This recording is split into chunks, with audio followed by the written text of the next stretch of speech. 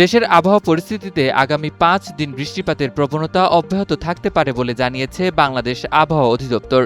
একই সঙ্গে আগামী ২-১ দিনে তাপমাত্রা সামান্য বৃদ্ধি বা হ্রাসের সম্ভাবনা রয়েছে। আজ মঙ্গলবার ২৫ আগস্ট সকাল ৯টা থেকে পরবর্তী ১২০ ঘণ্টার আবহাওয়ার পূর্বাভাসে এসব তথ্য নিশ্চিত করেছে সংস্থাটি। আবহাওয়া অধিদপ্তর জানায়, গাঙ্গেয় পশ্চিমবঙ্গ এবং তৎসংলগ্ন উত্তর উড়িষ্যা ও উত্তর পশ্চিম বঙ্গোপসাগর এলাকায় অবস্থানরত লঘুচাপটি উত্তর পশ্চিম দিকে অগ্রসর হয়ে বর্তমানে গাঙ্গেয় পশ্চিমবঙ্গ এবং তৎসংলগ্ন ঝাড়খণ্ড এলাকায় অবস্থান করছে। মৌসুমী বায়ুর অক্ষের বর্ধিতাংশ রাজস্থান, পাঞ্জাব, হরিয়ানা, উত্তরপ্রদেশ, বিহার লঘুচাপের কেন্দ্রস্থল ও বাংলাদেশের দক্ষিণাঞ্চল হয়ে আসাম পর্যন্ত বিস্তৃত। মৌসুমী বায়ু বাংলাদেশের উপর মোটামুটি সক্রিয় এবং উত্তর বঙ্গোপসাগরে প্রবল অবস্থায় রয়েছে।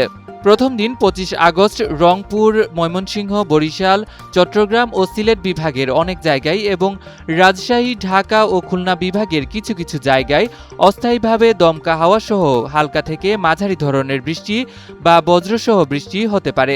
একই সঙ্গে দেশের কোথাও কোথাও মাঝারি ধরনের ভারী বর্ষণ হতে পারে। সারা দেশে দিন ও রাতের তাপমাত্রা প্রায় অপরিবর্তিত থাকতে পারে।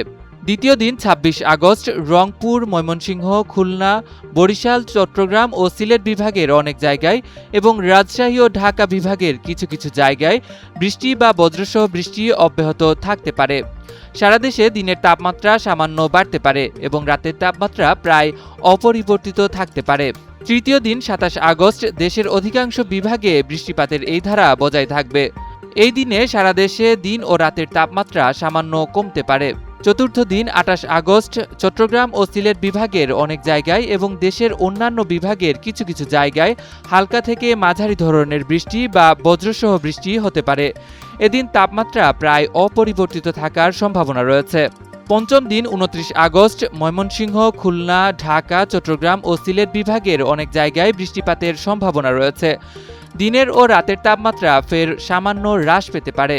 আবহাওয়া অফিস আরও জানিয়েছে, পরবর্তী ৫ দিনেও দেশ জুড়ে বৃষ্টিপাতের প্রবণতা অব্যাহত থাকতে পারে।